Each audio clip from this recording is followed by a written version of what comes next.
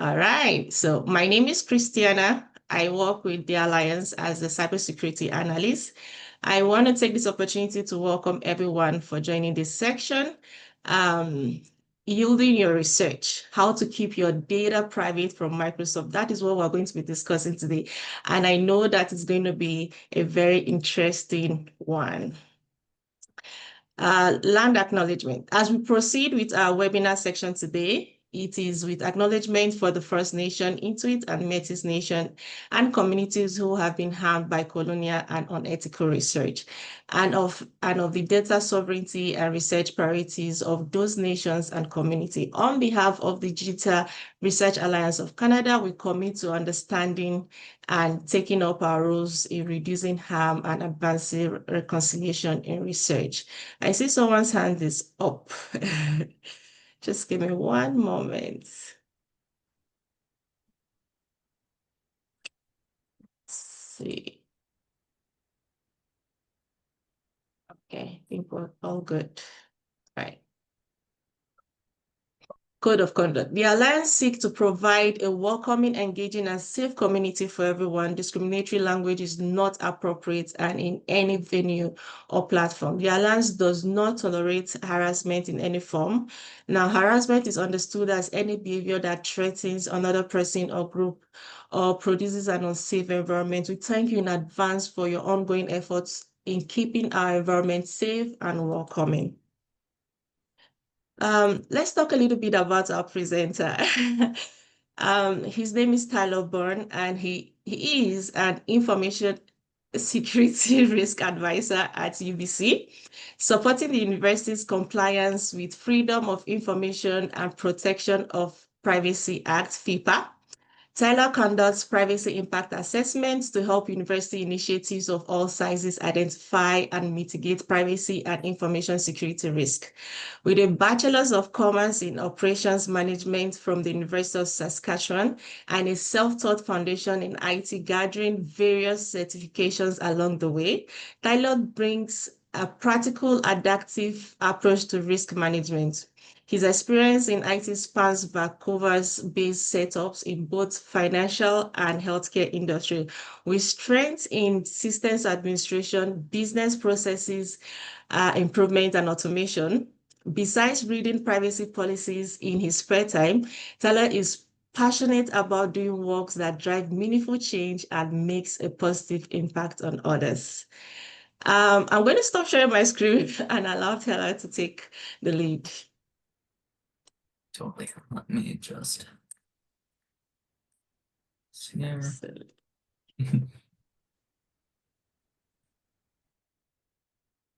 Perfect. Can you guys see that all right? Sweet. Okay, well, welcome everybody. Thanks for joining. And now let me be the first person to say it. Microsoft, of course, isn't the only one that you need to shield your research data from, but seeing as how they dominate the market, their default settings are often looked to as the benchmark for what enterprises will tolerate in this space. So today's goal is really to share some practical tips with you guys from what I've learned as to how you can help better protect your research data. But some disclaimers before we get started here. Of course, I'm not a lawyer. As my bio mentioned, I'm a BCom major. And while my work at UBC has informed parts of this presentation, it shouldn't be considered as a UBC endorsed presentation. I'm not paid by Microsoft. I think that's probably pretty obvious. I've never worked there, but of course, some of my recommendations today will ultimately make them money because there's a cost associated with your data privacy. I also use Microsoft's product daily. I'm presenting on PowerPoint, running on Windows. So I understand the good, the bad, the ugly, but I still believe that you can achieve reasonable privacy with their products. Fun fact, the last one here is a bit of a fun fact. I'm the type of person who requested that the family group chat move from WhatsApp to Signal. So that should give you a bit of a hint as to what you're in for today's presentation. So what are we covering? Well, first we're going to take a look at Windows 11, the Home, Pro, and Enterprise editions.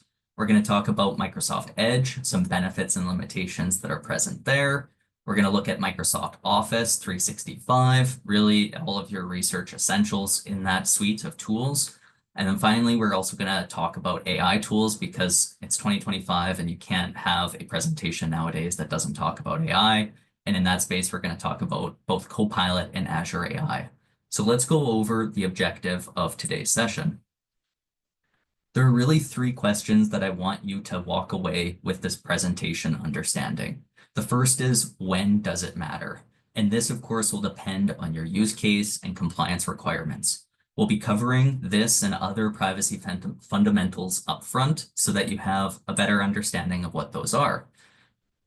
The next question is, where do Microsoft's products differ? To accomplish this, we'll compare options available across different applications and licenses to highlight what steps you can take to protect your data or move the data privacy needle.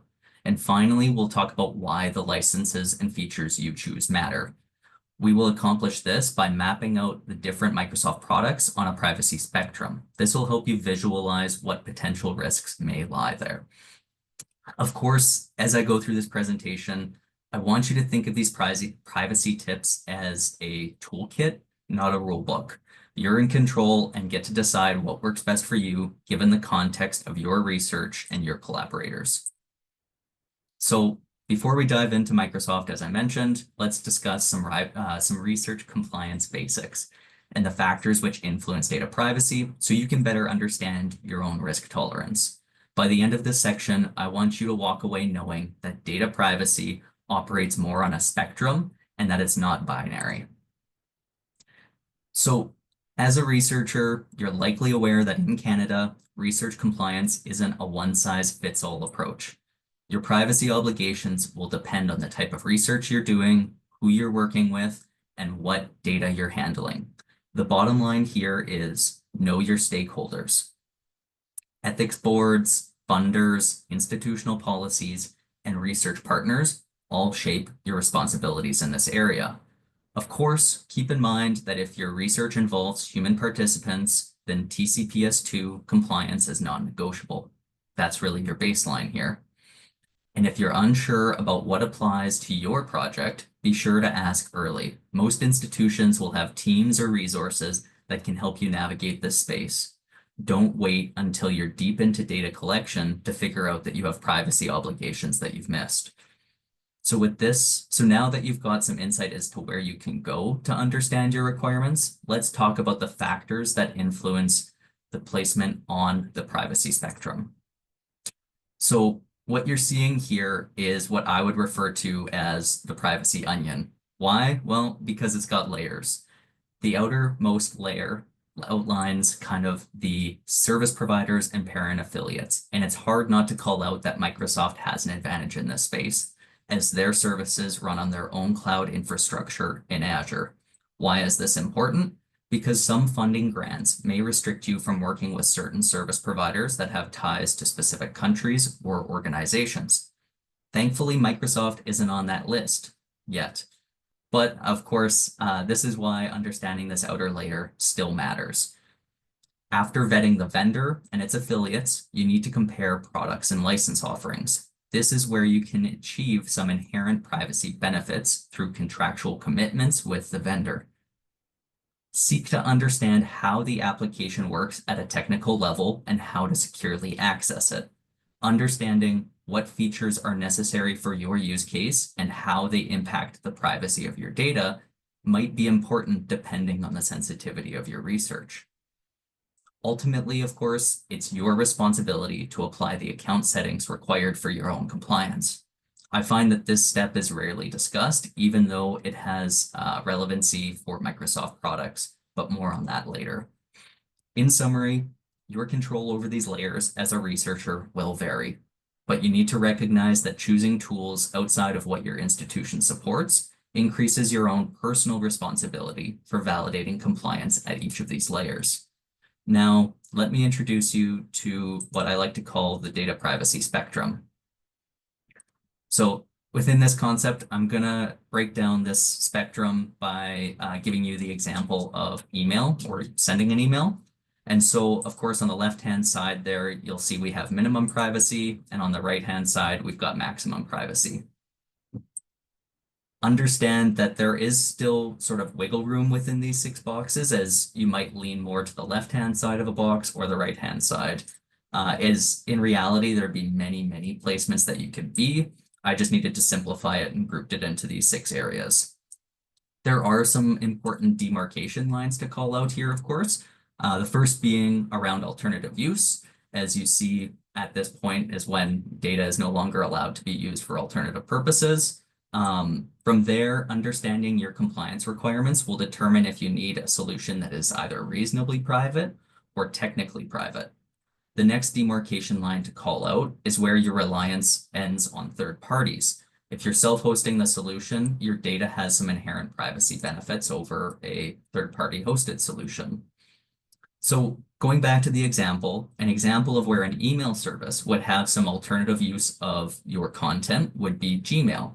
They may not be allowed to use the entire email, and it may be limited to who you're emailing when you're emailing them, but there is some alternative use of your data permitted with that free service.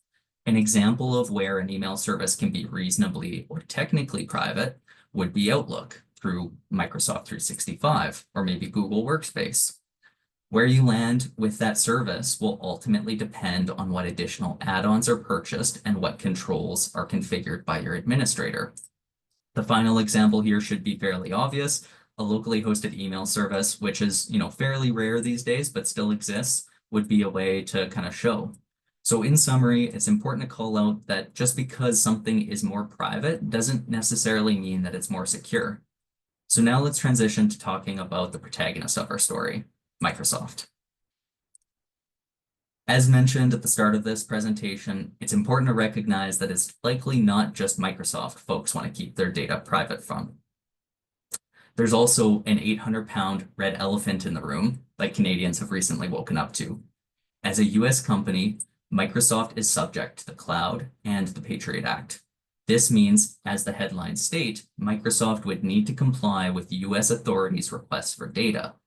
This isn't a risk, of course, that's exclusive to Microsoft. Other US-based companies face the same obligations. For this reason, some European government departments and offices have switched to Linux desktops. It'll be interesting to see if this trend continues or if it fizzles out, but I think it's one that's awesome to see. I can understand the interest in having this change be made, as Microsoft has made a few controversial choices over the recent years that have sparked some backlash, as you'll see from those headlines. Syncing personal files to work devices through OneDrive, why anybody thought that was a good idea is beyond me.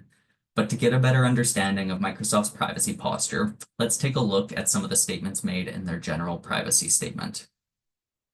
Now, Microsoft, I want to call out in this space, is surprisingly transparent about how they handle your data.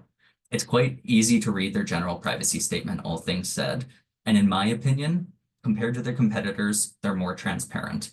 There is a catch here, of course. With that transparency comes a mountain of documentation, and it's easy to feel overwhelmed and wonder, where the heck do I even start with this? My advice, if you ever find yourself in this predicament with another software, would be to stick to the basics and ask yourself these 4 questions. What data is being collected? In the case of Microsoft, it depends on your settings, interactions with the products and licenses you use, just like I kind of mentioned earlier with that privacy onion. The next question you should ask yourself is, how is your data being used? And in some cases, when it comes to Microsoft, it may be used for advertising and AI training, as well as product improvement. Next, you should be asking yourself, who sees this data? Affiliates, vendors, legal authorities, or other vendors, various parent companies. If you're using other vendors, there might be various other parent companies or affiliates. This creates greater data exposure than you maybe previously had imagined. And finally, the last question you should be asking yourself is, where is your data being processed? And here, when it comes to Microsoft, it really can be anywhere. This could be on your device, in your company's network, if you're locally hosting SharePoint or your mail service, in the cloud, across Canada, in the US, or really anywhere internationally. Here's the good news, though. Buried in that documentation, there are two terms that can help you start to make sense of what your relationship is with Microsoft. And these two terms are data controller and data processor. Now, I want to call out these two terms aren't necessarily directly relevant to Canadian privacy legislation, but a gift from GDPR over in Europe. However, I quite like them as they do a great job of simplifying your role, the role that Microsoft plays in handling your data. When Microsoft considers itself the controller of your data, they decide why and how that data is processed. When Microsoft considers itself the processor, you remain in control of how and why your data is used. To help illustrate this point further, Microsoft's business terms specify that data will only be used to provide you with the service, which includes purposes compatible with providing the service, comma, except as you direct. The compatible purposes statement would likely indicate use for purposes relating to troubleshooting, improving, securing, or enforcing terms of the service Microsoft states. The inclusion of except as you direct could apply to how you interact with the system and permit information to be disclosed, such as providing feedback or opting to use an optional service or feature. What I want you to keep in mind here, of course, is that when Microsoft is considered the controller, your ability to limit how data will be used is restricted. Now, to help you understand when these terms apply, I want to introduce you to another term. This one doesn't come from GDPR, but rather Microsoft themselves. And this term is connected experiences. So connected experiences largely refers to features which process data outside of your device and may involve analyzing content you've entered into said Microsoft product. Beyond standard connected experiences, Microsoft also offers something called optional connected experiences. These are opt-in features which may have separate terms that can override previously established agreements with Microsoft. We'll dive into this deeper, but first, let's talk a bit more about this background image because there's a bit of a story there. So this image comes from an application called Little Snitch. It's a Mac OS application firewall tool. And to generate this image, what I did was filter the results to show both inbound and outbound connections made to a particular Microsoft application. You can't see in this image, but it does connect out to Seoul and Tokyo. My question to you guys is, are there any guesses as to which Microsoft application this might be? And it's okay if there's no guesses, because the answer to this question is Microsoft Word. And so within Little Snitch, it will show you the different domains that are reaching out and connecting to. And Microsoft, of course, has documentation outlining what each of these domains do and where they're allowed to go and all of that. Not all of these connections should be noted as connected experiences, but it helps to illustrate the point that information can start flowing between your device and Microsoft servers the moment you open their app or turn on the device. Beware, for personal licenses, these features come with a hidden cost. Now, with that in mind, let's take a look at some common license tiers from Microsoft, as this, in my opinion, is one of the most important factors that influence how Microsoft will handle your data. So Microsoft's general privacy statement largely buckets users into two groups. These groups are personal and work in education, as indicated by that red box that I've drawn. You may notice researchers aren't given a unique license or has an offering specific for Microsoft. With that in mind, we need to be honest with ourselves. Real life is messy and doesn't necessarily fit into these nice, neat groupings that Microsoft has outlined. For instance, you might be using a personal laptop that's accessing work materials. This and other potential account overlaps create what I like to call privacy blind spots, and they blur the line as to how your data would be handled. Yes, enterprise agreements offer stronger privacy terms by default, but they're no magic shields. Your actual privacy depends on how you access the service which account you're signed into, and what device you're using. We'll dig into these areas and differences deeper as we explore specific products, but for now, just know that context matters. Microsoft also offers specialized products for governments, but those are outside of today's scope. With that in mind, let's dive into the first product on our list, Windows 11. Now, this table breaks down some notable privacy settings and how they differ based on each Windows 11 license, but let me just run you through some key points really quickly. Microsoft accounts are almost unavoidable when setting up a new Pro or home device, but they are still possible to bypass by using a local account.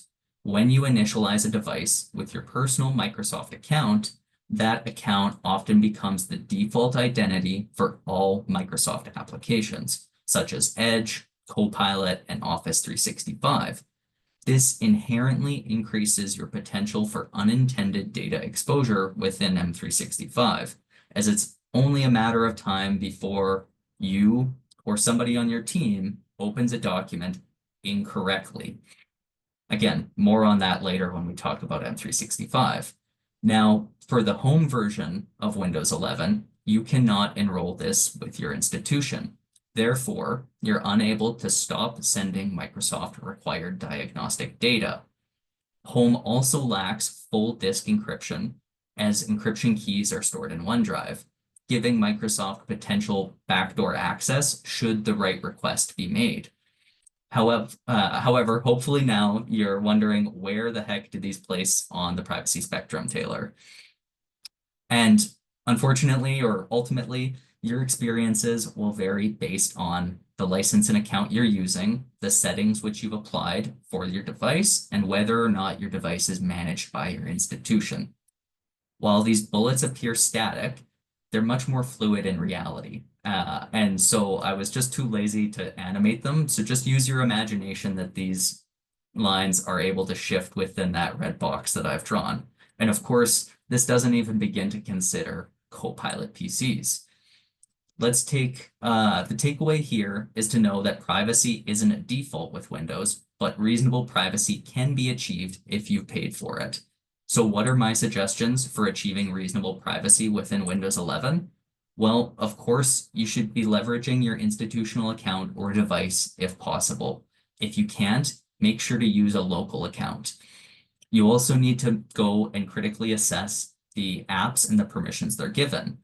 Take a deeper look at what Microsoft is giving itself access to, as some of them are just weird. Like, why does the snipping tool require access to your microphone?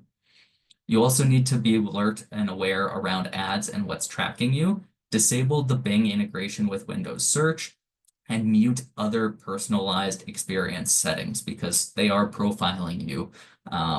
Maybe not holistically, but it's there. You also need to mute Copilot and Cortana. If you're not actively using them, just disable them entirely. There's other versions that you can access that have greater levels of privacy, and we'll get on that later. Also, you need to cut off the location and timeline tracking capabilities. Really, anything that captures the content of your screen creates another record of information that you were handling.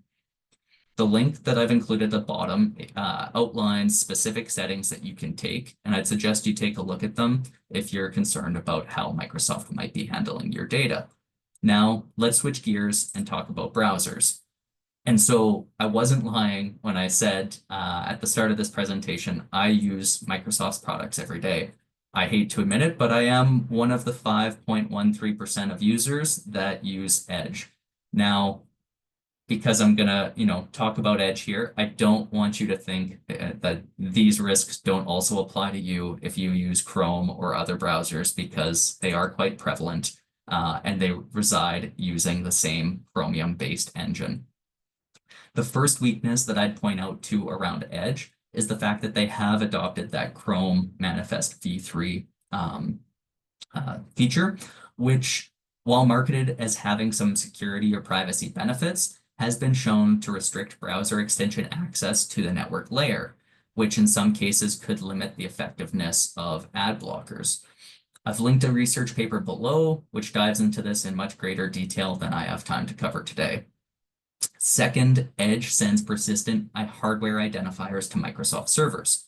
This could allow them to identify the specific device you are using when you're browsing the internet. Third, by default, Edge enables various connected experiences. An example of this would be Copilot having access to view your web page and its contents.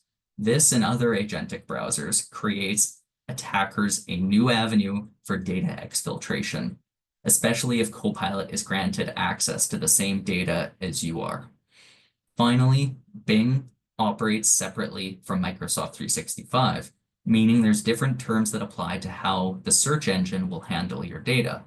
However, it's notable to call out that for education and enterprise accounts, searches aren't tied to your individual profile. They're linked to your institution. This helps shield you from personalized ad campaigns. So where does Edge place on this spectrum? Let's take a look and find out. Like Windows, it'll ultimately depend on your settings, of course, but I think using your institutional account wherever possible will help improve your privacy posture. If you use Edge with your personal account and open an M365 document, you could risk unintentionally exposing some sensitive content of that document. Recognize that even Edge with configurations aren't fully private. There are alternatives out there like Firefox that can help you achieve greater levels of privacy. Now, there are some more tips that we can discuss, but due to some time constraints and all of the content that I've got to get through, I'm just going to kind of show this slide here and, again, soak in the information that's available. These apply to a lot of the different browsers. And, if there's more questions on this at the end, I'm happy to pop back and talk about it. But let's talk about the tools we use every day. These are the backbone of academic and administrative work that you carry out, but they also represent one of the largest opportunities for data exposure if they're not configured correctly. Microsoft 365 comes in several license tiers: personal, business, education, and enterprise. These are all different, and these tiers have different offerings within them that may have additional features, usage caps, or security controls available to administrators. And while you can feel confident that if you're using an enterprise license, Microsoft will not train your data on AI, it differs when you're using a personal account, as Microsoft acts as the controller for all required data for connected experiences. We'll go over an example of this in a minute, but first, let's talk about your choice, how your choice in accessing Microsoft services impact the privacy of your data. Again, to quickly summarize this, browser-based Office apps are convenient, but they come with some privacy limitations. Desktop apps have the option to work offline, and you may need to be aware of which application version that you're using to make sure that it's supported by your institution so that it doesn't default to a personal or other Microsoft account. Always check with your account, with the device of which your device defaults to before working with sensitive data. If you're signing into a new device, this means taking a second before you go and open up a document to make sure that it's correct. Now that we have some basics down, let's take a look at where these different licenses place on the privacy spectrum. So if you're using Microsoft 365 through a work or education account, Microsoft is more likely to be acting as a processor of your data. But if you're using the personal device and a personal account and connected experiences, Microsoft is likely considered the controller over your data. I believe that enterprise and education versions of Microsoft M365 can still be made technically private, but it takes work. And if you're really paranoid about Microsoft having access to your data, well, you can disconnect your device from the internet and then work in offline mode, but obviously there's some limitations in doing so. This is ultimately where something like the government license offering would come in, as it inherently provides greater levels of data sovereignty. Now, for the next few slides, we'll walk you through specific actions that you and your IT administrators can take to reduce data exposure within M365. So this image here in the background shows that risk that I've been kind of harping on or talking to around cross-account contamination. On the left-hand side, you'll see that I've got two OneDrive accounts that I'm signed into on a personal device. And on the right, you can see the application belongs to that personal account. You can trust me, I've blurred out my personal email there, but it does belong to it. If the app belongs to your personal account, institutional privacy protections will likely not apply. Sensitive files you opened in this context could therefore be unintentionally exposed to Microsoft. To benefit from your institutional account on your personal device, ensure the application belongs to your institutional account. Next, you'll need to check and adjust your account settings, which can be done by going to File, Info, and Privacy Settings for browser-based versions of Office apps. You can navigate there similarly within the applications, the desktop applications themselves. It's within the File section, and from there you can go to your account settings and adjust it. But what you need to look for here is to disable optional connected experiences. Please keep in mind that if you're using a personal version of M365, this setting will not be available to you. So why does this matter? As I've kind of mentioned throughout, Microsoft acts as a data controller for required data to provide these optionally connected experiences. In some cases, this may include the contents of your document. The good news here is once disabled, this setting will apply across all of your M365 apps. However, I would still recommend double checking this when signing into a new device. Microsoft Teams, however, requires this change be made separately. Yes, there is optional connected experiences in Teams. This doesn't mean that the person that you're sharing the file with, though, has disabled optional connected experiences. So be sure to also communicate to others if this is a requirement for you. Now let's talk about encryption, because this is often considered one of the easiest ways to achieve technical privacy. And while I say this is the easiest, there's a lot of ways that this can be undone. Security researchers have shown that if you password protect a file, let's say a Word or an Excel file, and then send that password via email, Microsoft is able to intercept the password and check the contents of your file to confirm that it complies with their terms of service. But there's other options. Cryptomator is one of those, which creates a secure vault on your device's physical drive. You can then drop and drag files into the vault and upload that vault to the cloud for safer storage. It's important to call out here that you need to manage your own vault passwords in this case. And if you lose that vault password, you lose access to your files. So now that we've talked about what you can do, let's talk about what settings can be applied on an organizational level to improve your overall privacy posture within M365. There's a lot that you can do in this space, and I've tried to distill it down to 6 easy digestible points, but I'm sure there's things that I'm missing here. The first thing that can be done is to enable sensitivity labels. These provide you multiple benefits, but the most notable one in my mind is the fact that it's the only way to restrict Copilot M365 from accessing your content. The next thing that I would recommend is to disable optional connected experiences at the organizational level. You can also evaluate the needs of enabling Microsoft's Lockbox service, which limits Microsoft's support teams from accessing your 365 tenant without your permission. The third thing is to consider procuring additional data regionality add-ons, because by default, only your content is stored in the selected region. Authentication data, for example, doesn't need to remain within the region that your content resides. The fourth thing here is to apply customer managed keys for sensitive data at rest. This ensures Microsoft is unable to encrypt data at rest and limits their ability to assist should there be a request made for data under the Cloud Act. 5 is securing the entry and exit points to help avoid data exfiltration.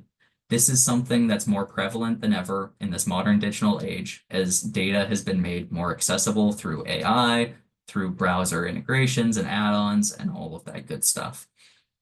Purview is a Microsoft tool that can help or support you do this, but of course, there's a bit of a trade-off here that needs to be grappled with, is administrators are therefore granted greater access into the actions taken by users.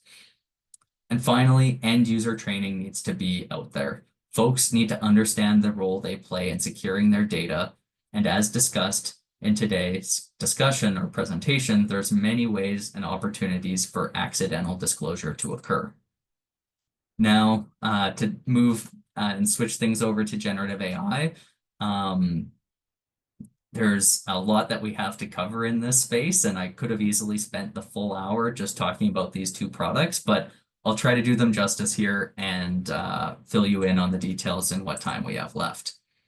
So when working with Azure OpenAI, it's important to understand the following. Data use. Your inputs, outputs, embeddings, and training data are not used to train or improve models or their services.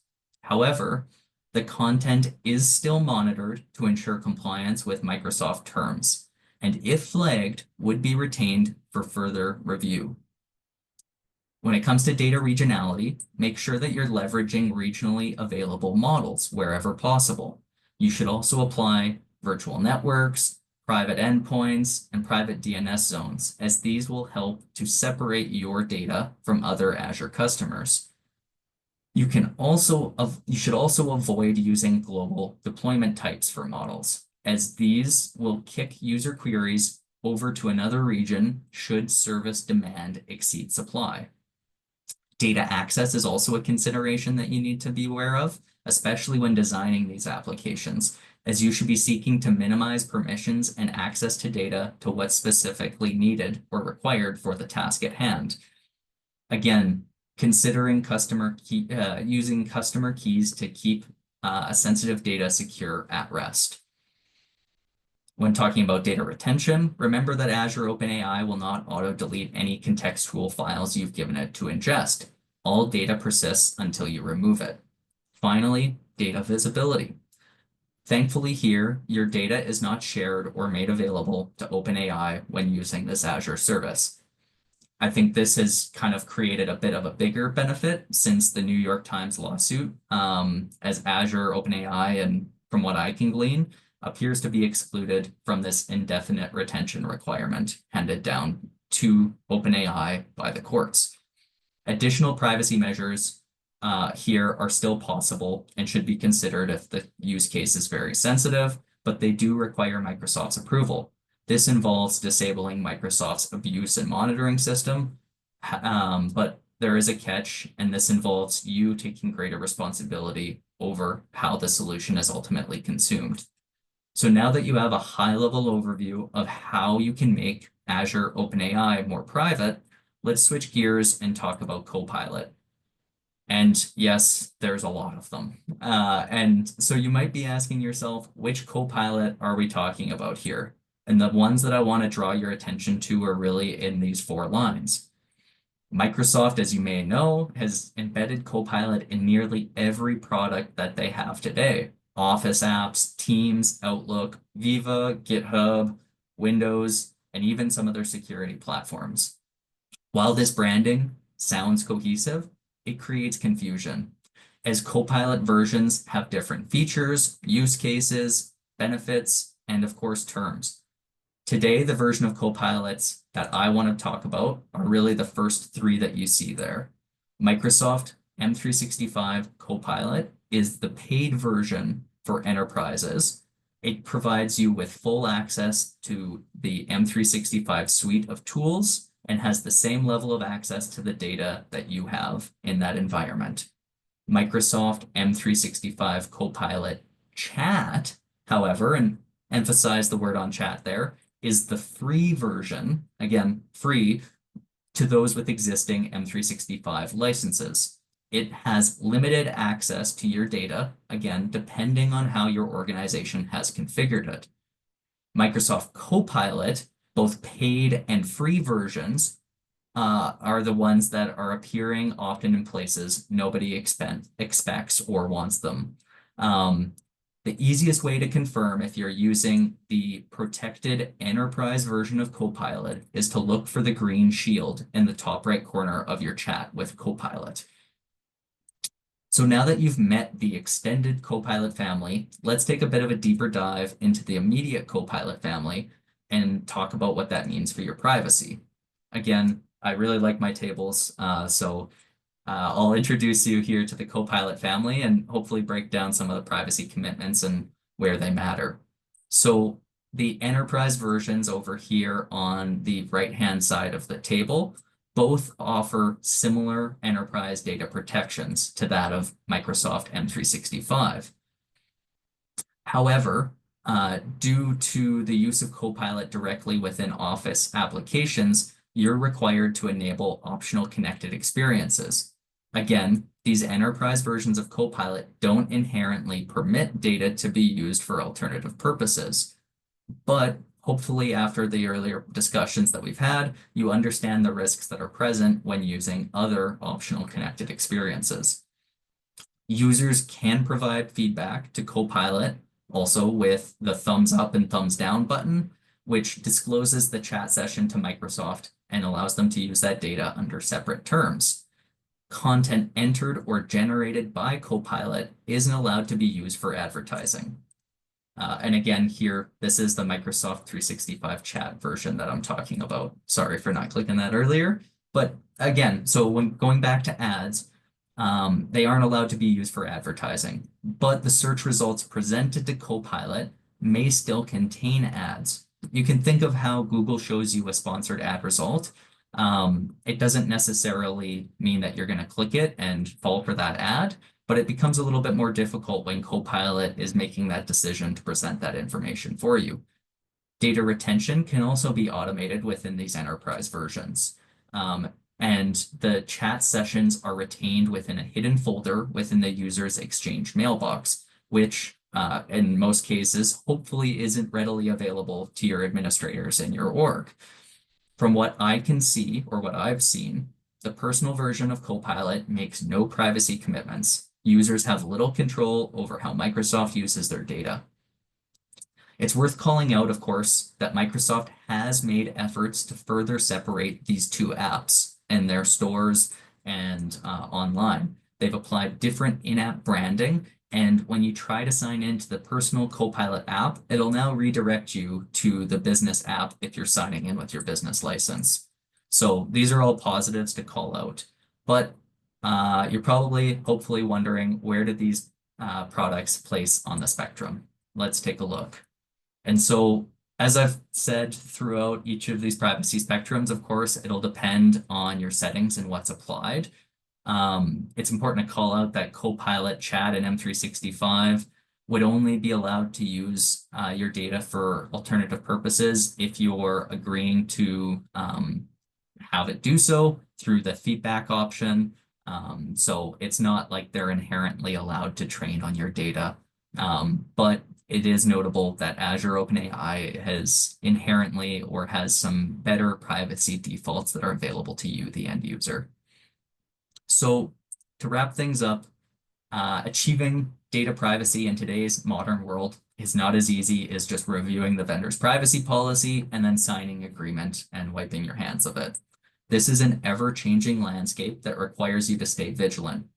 For example, updates made to Copilot just last month changed how you work with it, what it remembers about you, and how it can access your data. Be sure to communicate your requirements to others, as understanding what settings matter to you and communicating them out will help to protect your data. And where necessary, consider establishing data sharing agreements so these requirements are clearly written out to others. The third thing you need to keep in mind is that personal versions provide minimal privacy by default and create the opportunity for this cross-account contamination that we talked about. Fourth, and finally, you should seek out and use existing institutional services where possible, but understand that these privacy guarantees come with some caveats. So that leads me to the end of this presentation here, and I'll open things up to questions. Thanks again for listening. Well done, Tyler. What a wonderful presentation. So much to take home. Personally, my take home today is when you said just because something is more private doesn't necessarily mean it is more secure. It's like something my dad always says, not all that glitters is gold. I can see people clapping their hands for you. That was an awesome presentation. We so far have two questions. Now I will go with Mary's question under the chat section. She says, where does proton mail fall on this spectrum? Yeah, that's a really great question. I haven't myself personally read through Proton Mail's privacy policy, but based on what I know about Proton Mail and their stance on privacy, I would probably say they fall somewhere in that reasonable privacy space. Um, and I would definitely say they're probably stronger from a privacy standpoint than Google or Hotmail, the personal versions. Awesome. One more question under the Q&A section. Danny, I'll come back to you. Someone said, I'm curious, what are your thoughts on Microsoft Recall? Yeah, Microsoft Recall. Yeah, it's I think, well, they initially came out and there was a lot of backlash with that feature for good reason. I think they, then kind of took a second look at it and made some effort to better protect the information that would be disclosed as part of it. But there's still that inherent risk with it that it's creating another copy of the data you're working with. So I think while it might be handy for you in some cases or for shared computers or administrators, it creates an inherent risk with that retention of data. So be mindful, use it if it's helpful to you, but be aware. So, Danny here says, how does Copilot chat keeps info without login? Yeah, so they do that kind of like I had mentioned with Edge around the device identifier. So they do have obviously fingerprinting capabilities within Copilot to identify what device you're using, and there's a good chance that that device is probably a Microsoft managed device, as they're the most prevalent operating system. All right, just a follow-up question with Danny. Danny is saying, did you check the policy for Nextcloud? Nextcloud.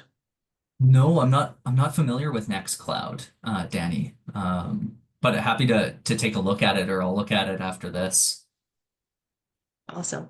One more question. Someone is saying, is it reasonable for a researcher to be reasonably able to opt out of the Microsoft environment? Is it reasonably? I guess you can definitely do it. It's like it's difficult to I guess find totally compatible alternatives. I mean, there's LibreOffice and lots of open source tools, but I think it ultimately depends on the folks that you're working with and what they're using. You might be in an institution where Microsoft is the default, and so you're kind of forced into using that ecosystem of tools, but I would say to you as a researcher that you should go look, and maybe if it is really sensitive work that you're doing, look at some of these more privacy conscious tools, and I think have that conversation around why you're wanting to use these more private tools. I don't think that your IT team would have obligations against you doing that, but maybe the funder or the folks that you're doing the research for have preferences on what you're using there. So chat with them, chat with your IT team is what I would suggest there. Oh, Taylor, that's all the questions we have for today. Personally, I had a great time. I learned a lot in this section, and I'm also very happy that we'll have this on, I think, YouTube, so I can always go back to it, especially all those links and things you referred for extra reading. It's something that I'm curious about, and I personally think I would definitely go back to this webinar and watch again. So thank you all for joining. I see all the thumbs up. Thanks, everybody. We have more webinars like this for the October cybersecurity month. So if you could please join, I dropped the link. Please, that would be very nice to see you guys join other webinars and get to learn more things and interact with our various presenters. Thank you so much, Stella. Any final words? No, thank you. And yeah, like you said, check out the other presentations. There's lots of great content. So go check them out. Thanks, everybody. Bye. Bye.